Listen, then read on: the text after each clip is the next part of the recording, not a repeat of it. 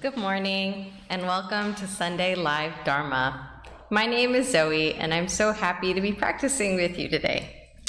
Today, our temple friend Christine Donovan Ball will be sharing her Dharma Talk, The Middle Way. First, let us loosen up our bodies and prepare for sitting meditation. Please stand behind your mat and join the Qi Gong practice led by Kathleen.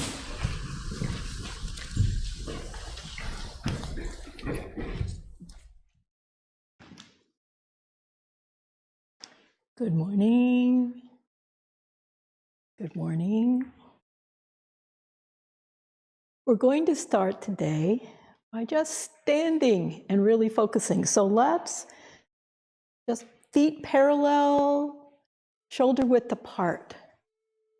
And feel your feet, just how they connect with the ground, the floor. And we're going to start moving forward and back just a little bit.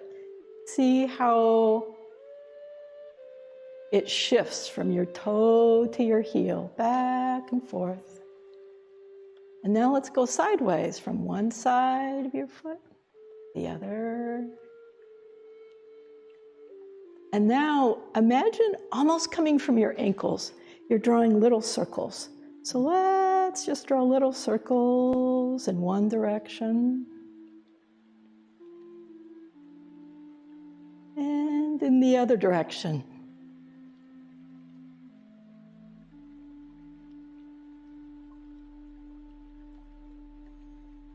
And then find a place that's just still.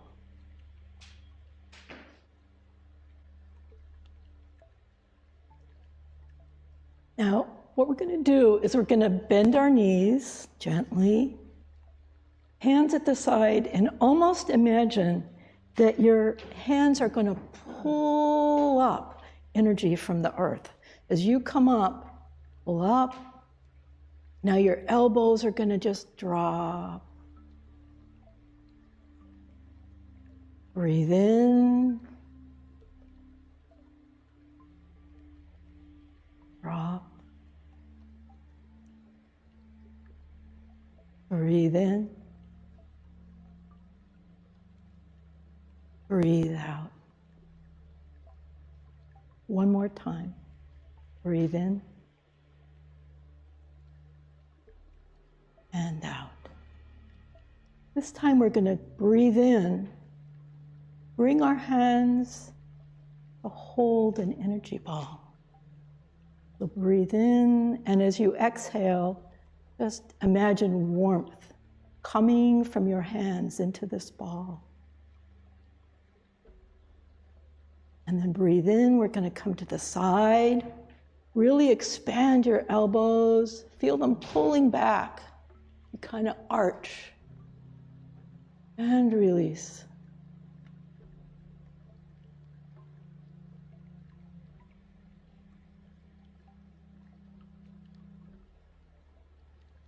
You might feel your head even arch back a little bit, your neck.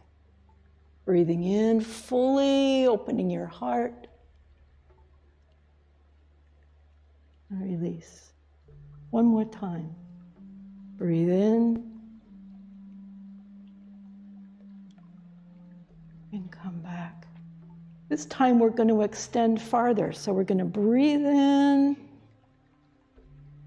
Hold your breath and push out. Bend your knees. You're really strong.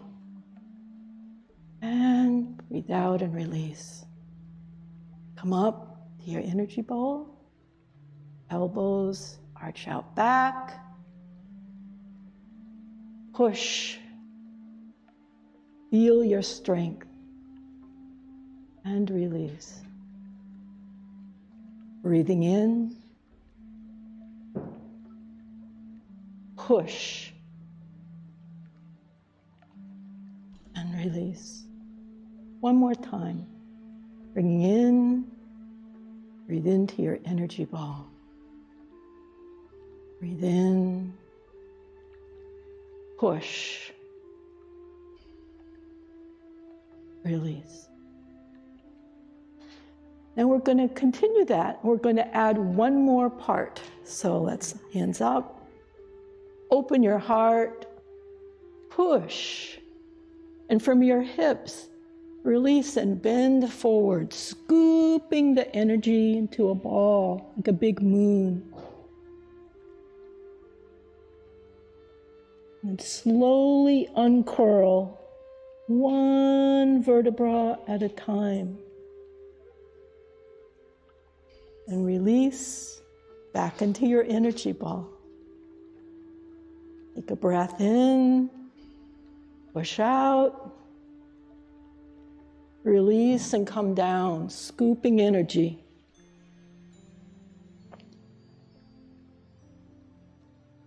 Bend your knees a little bit, uncurl one vertebra at a time. Energy ball. Push out. Come down.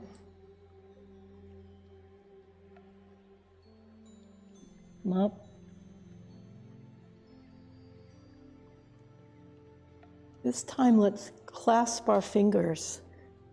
Push up and down.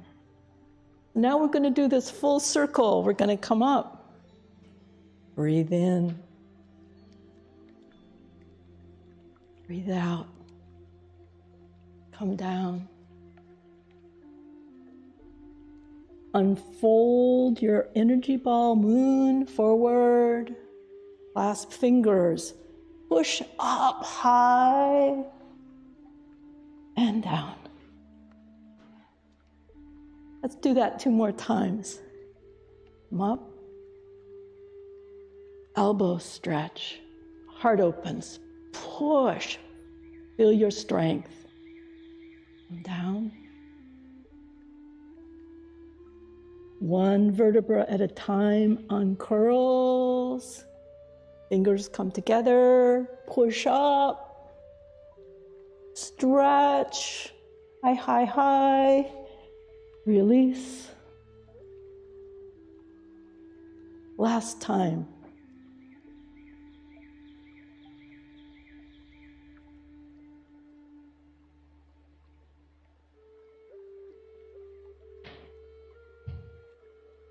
Curling up.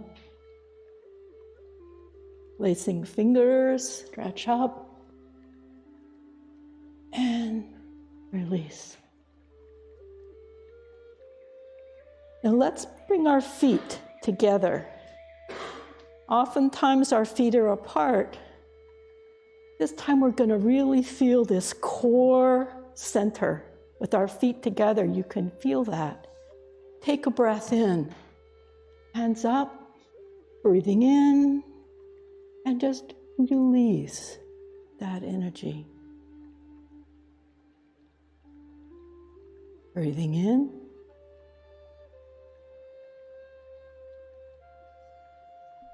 Feel the strength from your heel up through your fingers.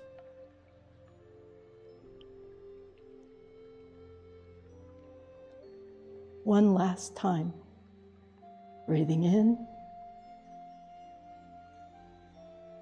Release, release, all the way to Tanjan.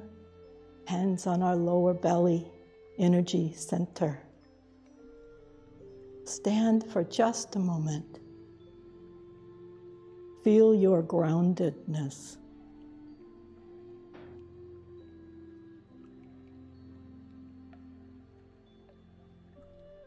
Thank you. Now, please join in bowing practice to Dharmakaya Buddha for full grace. You're welcome to do standing bow or full kneeling down bow.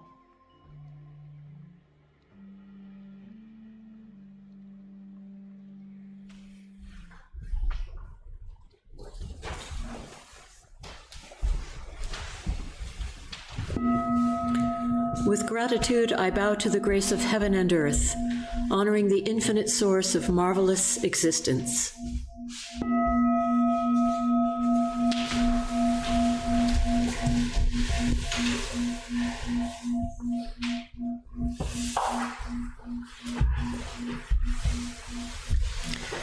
With gratitude, I bow to the grace of parents, ancestors, and everyone who has given me life and nurtured me.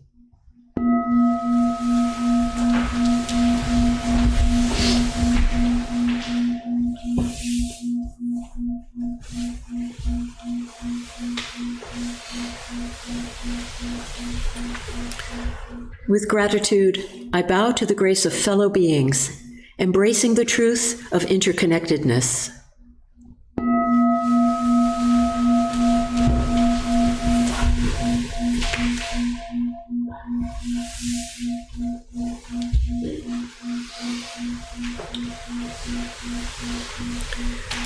With gratitude, I bow to the grace of laws, which guides us to develop justice and freedom through Dharma and universal principles.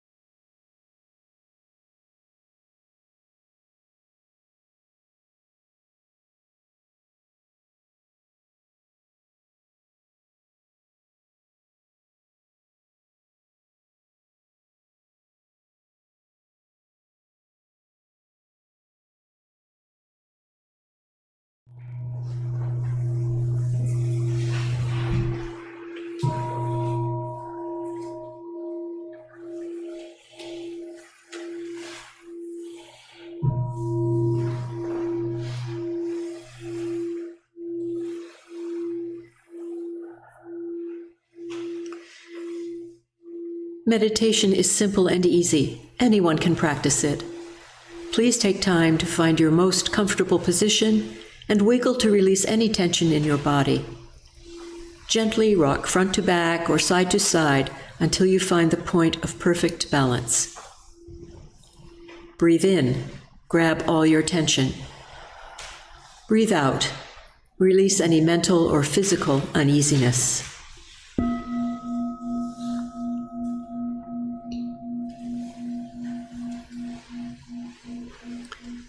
Relax your whole body. Let your mind's eye focus on belly breathing. Breathe and listen to your body. If your body agrees, gradually sit up taller, gently straighten your spine. Focus on the energy in your lower abdomen. You may start to feel your lower back growing stronger and your chest and heart opening. Open your eyes softly. Look straight ahead with a level gaze. Let your eyelids relax and softly align your ears with your shoulders. Tuck your chin in slightly and let your shoulders melt downwards. Enjoy the sensation of your arms and hands relaxing.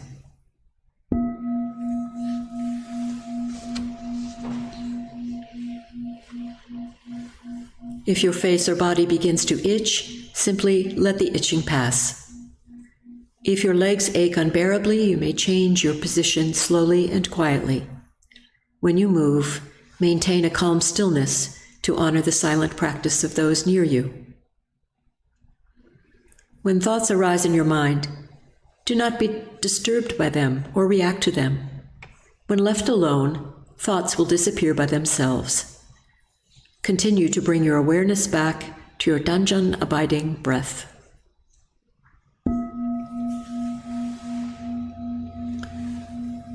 When your mind is calm, concentrated, perfectly focused, and at peace, you will rest in the realm of deep meditation. You will no longer feel any distinction between yourself and others. You will be free from the limits of time and place. In our meditation, may our ever calm, ever bright spirit be with us.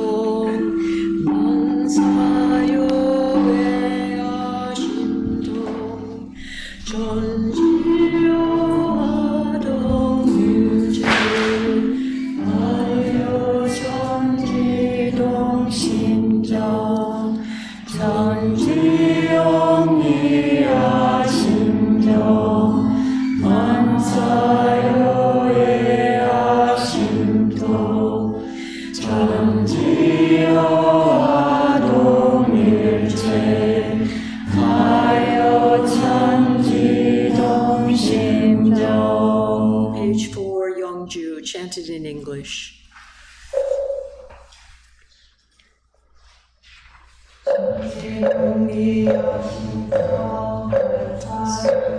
아심도 정지요와 동일체 아요 정지영 심정 정지영이 아심도 만사요의 아심도 정지요와 동일체 아요 정지영 심정 정지영기 아심도 만사요의 아심도 정지요와 동일체 아요 정지동심정 정지영기 아심도 만사요의 아심도 정지요와 동일체 아요 정지동심정 정지영기 아심도 만사요의 아심도 정지요와 동일체 아요 정지동심도 정지영기 아심도 만사요의 아심도 정지요와 동일체 아요 정지동심도 정지영기 아심도 만사요의 아심도 정지요와 동일체 아요 정지동심도 정지영기 아심도 만사요의 아심도 정지요와 동일체 아요 정지동심도 정지영기 아심도 만사요의 아심도 정지요와 동일체 아요 정지동심도 정지영기 아심도 만사요의 아심도 정지요와 동일체 아요 정지동심도 정지영기 아심도 만사요의 아심도 정지요와 동일체 아요 정지동심도. Please join your palms together for May prayer by Kelly. May prayer. Dharmakaya Buddha, fourfold grace. We are grateful to welcome this month of May. As we move from the cool, vibrant, blossoming energy of spring to the growing energy of summer, we are grateful to enjoy this last month of spring. This month of May allows us to pause.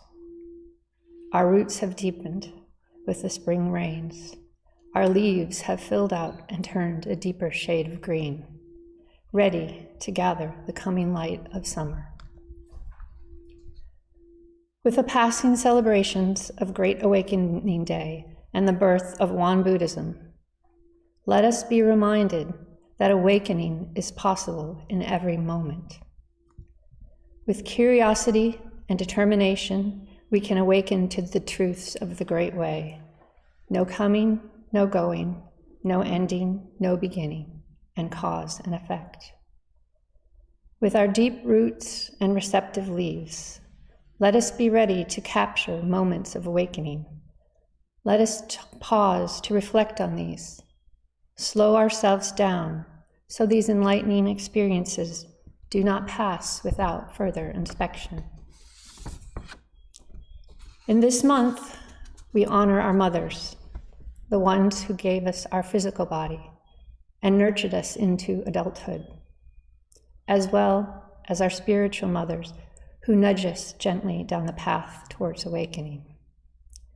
We honor Mother Nature as the plants in our gardens mature and promise to sustain our bodies.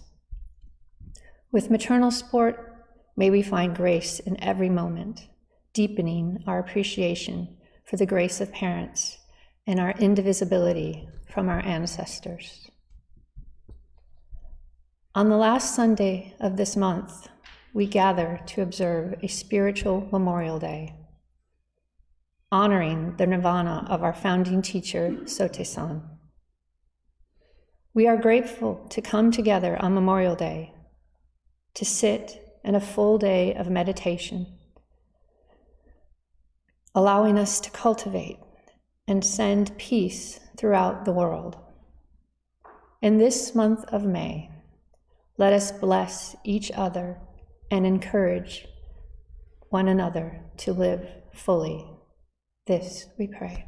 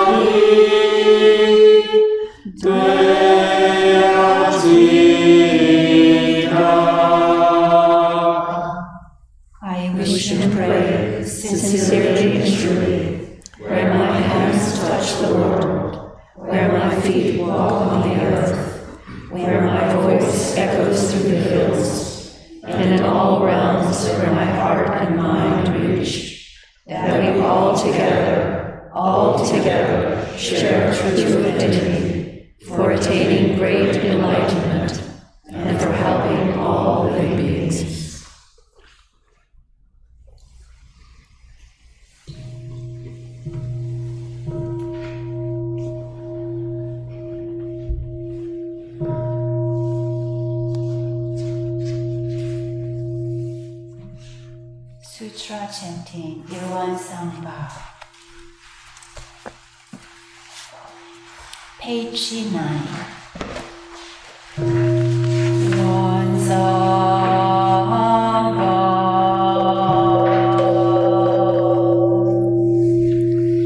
Irwan is the realm of samadhi, beyond words and speech, the gateway of birth and death, transcending being and non-being, the origin of heaven and earth, parents, fellow beings, and laws, the true nature of all Buddhas, enlightened masters, unenlightened people, and sentient beings, who one manifests as both permanence and impermanence, viewed as permanence till one unfolds into an infinite world that is ever abiding, spontaneous, just as it is, viewed as impermanent till one unfolds into infinite worlds through the cycle of formation, duration, decay, and extinction of the universe, and the birth, aging, illness, and death of all beings, according to how we use our minds and bodies in the four forms of birth, we transform through the 6 realms of existence,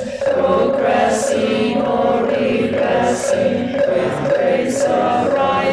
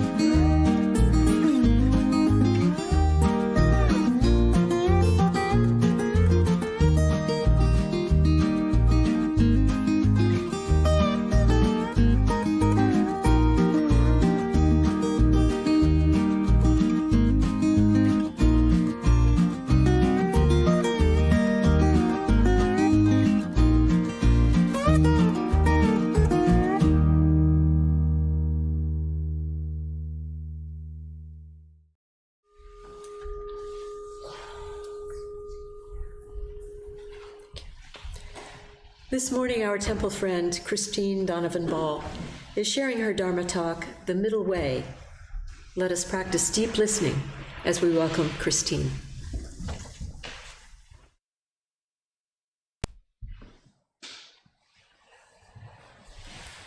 Good morning.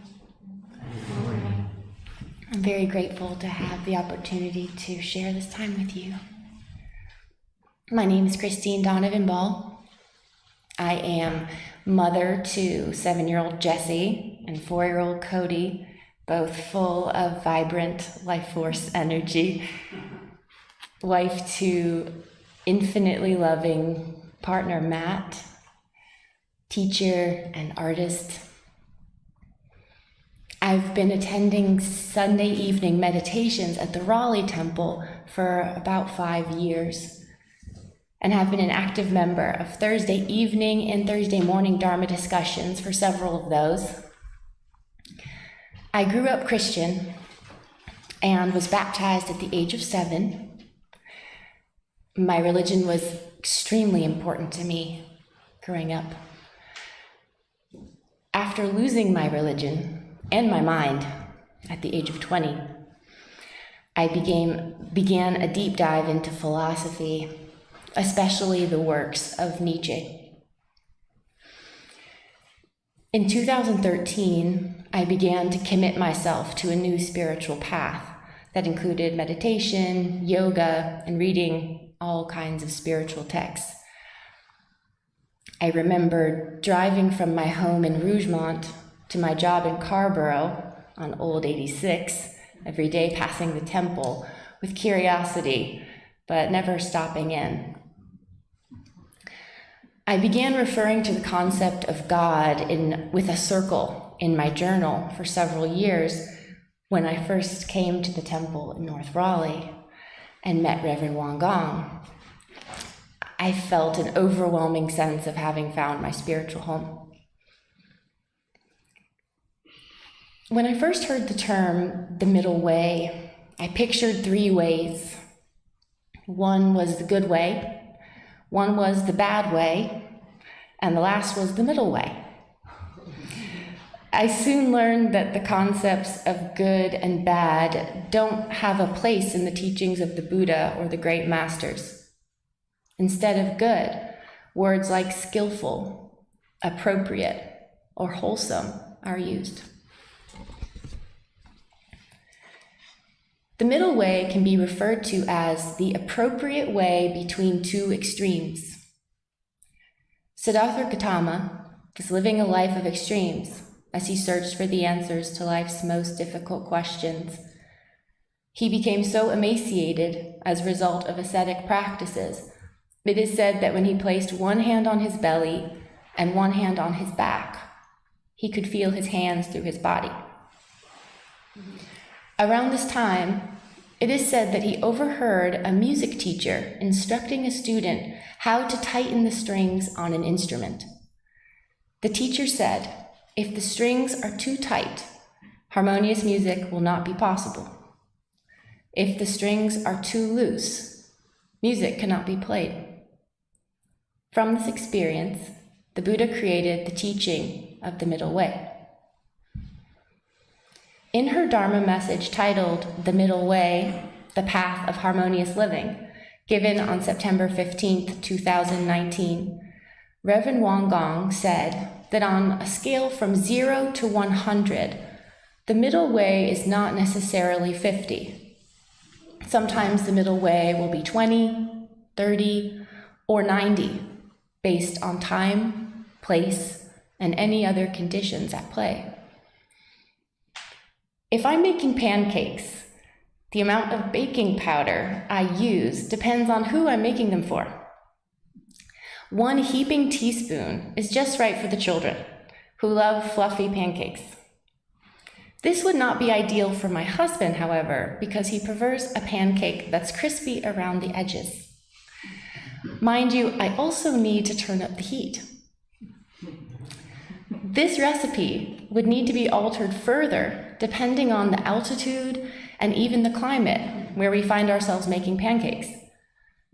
Substitute tenderness, frankness, or affection for baking soda here to catch my drift.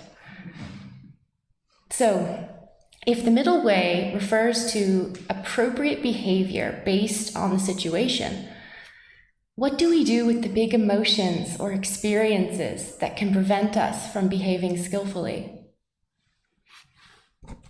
Master Sote-san said, "It is not my instruction to have you eliminate by force your feelings of joy or anger, sorrow or happiness. Rather, I urge you to exercise your free frame of mind without constraint by applying joy, anger, sorrow, and happiness properly, according to time and place, only making sure that you do not diverge from the middle way. Then there is a time and a place for all the emotional juiciness of life. The goal is not to become an unfeeling robot. But we still come to the question, how do we know what is proper? In an agenda for gratitude for heaven and earth, our Won Buddhist scripture says, we should avoid becoming enticed by remoteness or closeness, intimacy or distance, joy or anger, sorrow or happiness, and ever keep to the middle way. So how can we prevent ourselves being enticed or attached to extremes, whether they be pleasurable or unpleasurable? I'm certainly no stranger to attachment. I'd like to tell you about my experience using the middle way as a guide in recent years, especially in my own journey with addiction. I believe the teachings of the middle way have been essential to my healing. Years ago, when complex emotions were powerful enough to set me on fire and consume every ounce of my physical body and mind, I believed it was appropriate for me to consume a substance that would allow my body and mind to relax.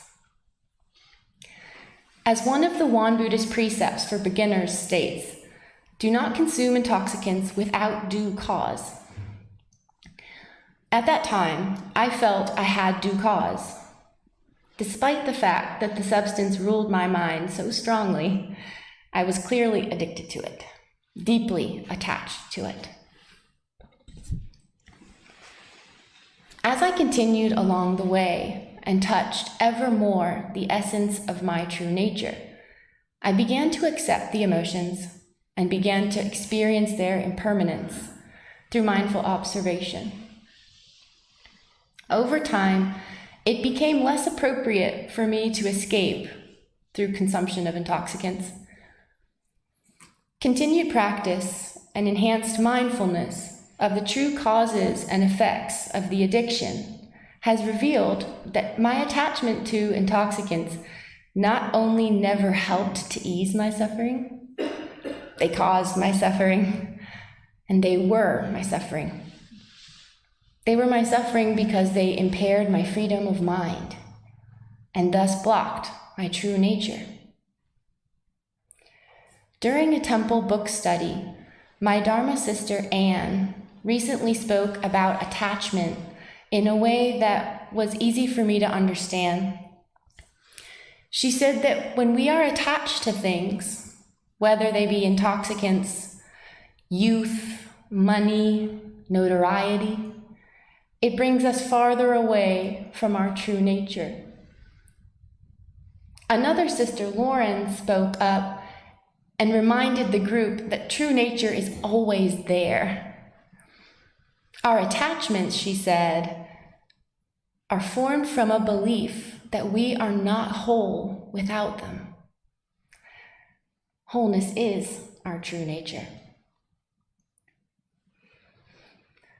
In addition to understanding and releasing attachments, impartiality is another element of the middle way that has played an integral role in my personal struggle with addiction. I have heard Reverend Gong refer to the Noble Eightfold Path as Buddha's roadmap for the middle way. The Noble Eightfold Path, which many of you know, includes right understanding, right thought, right speech, right action, right livelihood, right dedication, right mindfulness, and right concentration. WontempleNC says right is not understood as the dualistic concept of right versus wrong, but instead means impartial and unbiased. The founding master said, with regard to commanding one's nature, rightness means to engage in the practice of the middle way in all matters. With regard to nourishing one's nature, rightness means the mind that remains impartial. There seem to be so many things we wish were different about the human experience. Things we consider bad, wrong. We make each other bad. It's those Republicans that are bad. Or look at those Democrats behaving so badly. If rightness is a mind that remains impartial, perhaps neither extreme holds the answers we seek. Through regular meditation practice, we can experience emptiness, a space void of all concepts. We access prajna, described by Qi as non-discriminatory wisdom. Nagarjuna, the father of Mahayana Buddhism, said that the middle way is not possible without an understanding of emptiness. Emptiness is free from concepts. As we practice, we can dive ever deeper into the empty space that is the basis for a mind that remains impartial. With an impartial mind, we are able to remain less reactive to external sensory conditions, to other people's bad behavior, and to the things about the world we wish were different. Non-reactive does not mean non-active, however. Non-reactivity allows us to act skillfully, appropriately, not driven by our judgments, but by the guidance of our true nature. With an impartial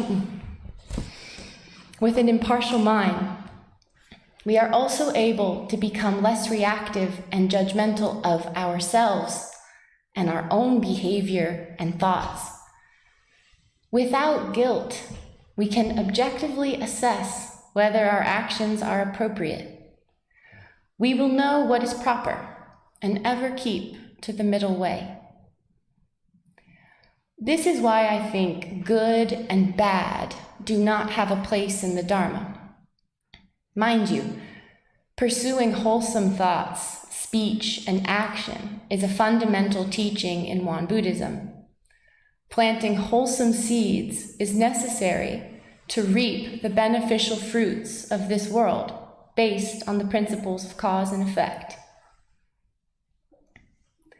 But when training an impartial mind, the concepts of good and bad, conceived with the judgmental mind, obscure our ability to see our development and the development of those around us as an ever-changing, fluid reality that is capable of progressing or regressing at any time. As practitioners, we train in non-attachment and impartiality so that our reactivity to perceived goodness or badness subsides, allowing space for true nature to shine. Together, let us step mindfully as we guide our lives along the middle way.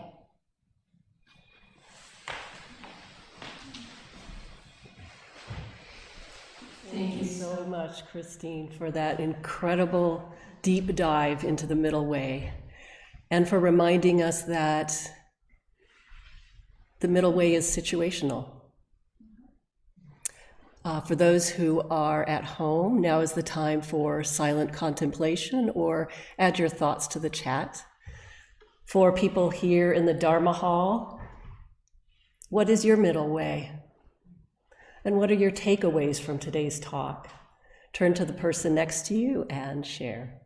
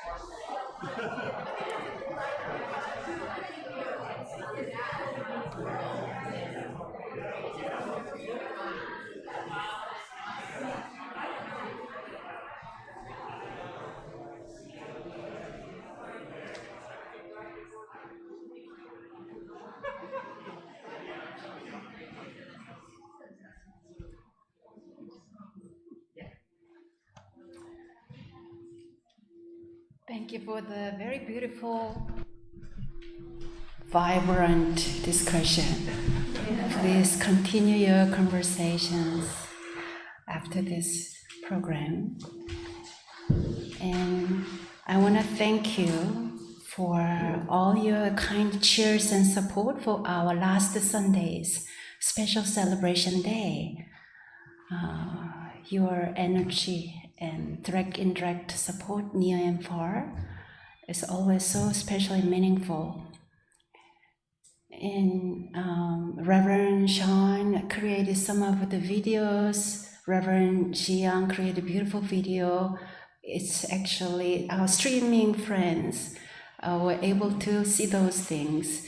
But at home, you can go watch what happened last Sunday if you missed the event. And some friends ask, okay, now April is gone. Watch for now in May.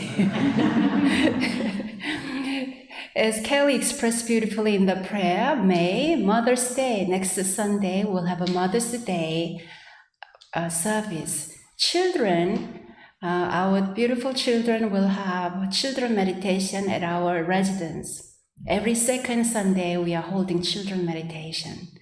And then children will join us actually next Sunday for special Mother's Day celebration service.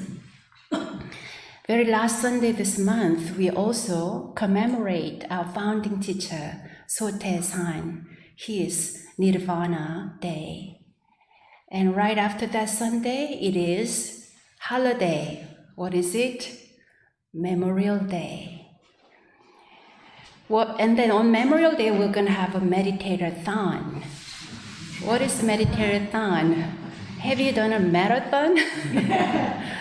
This will be a meditator-thon on the Memorial Day from 9 a.m. to 5 p.m.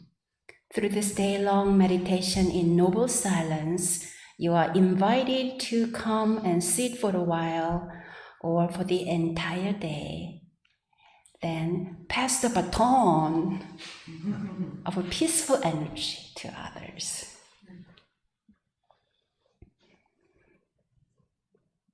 At 9 a.m., we're going to start with 30-minute prayer ceremony to express our hope for the resolution of all world conflicts through peaceful means. This will be followed by continuous 25-minute meditation sessions until 5 p.m. If you are planning to join us, please sign up through our website for the time slots you wish to participate. Here online today, who joined us? Let's see. Polly, Jody, Bob, Auri, Cynthia, Jared, Sharon, and Paula, and Malcolm, Lynn, R, Kevin. Welcome back, Kevin. Lee, Melissa, Jennifer, and Ted. Lita, Dave. Thank you all for joining us. And anyone new today? Raise your hand. First time. 1, 2, 3, 4, 5, 6, 7. Wow, 7 new friends. Welcome.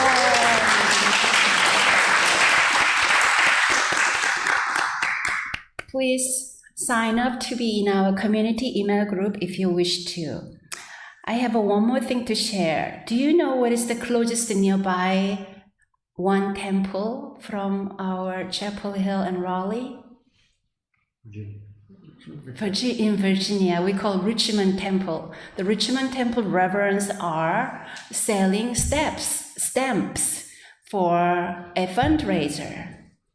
Who wants to purchase some forever stamps by any chance? Thank you. How many stamps for one book? 20 stamps, and then it's $11.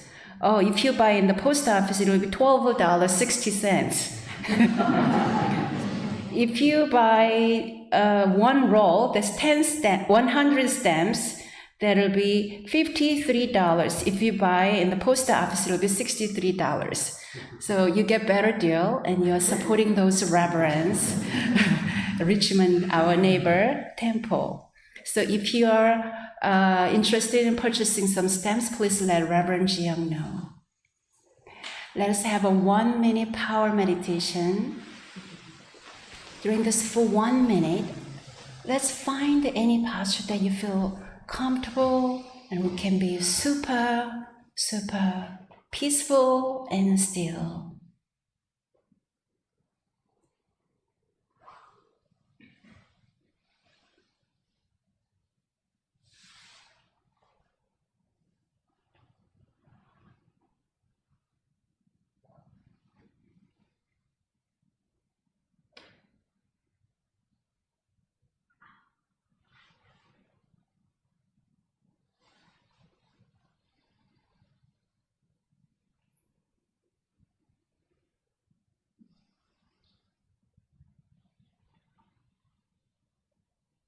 Thank you.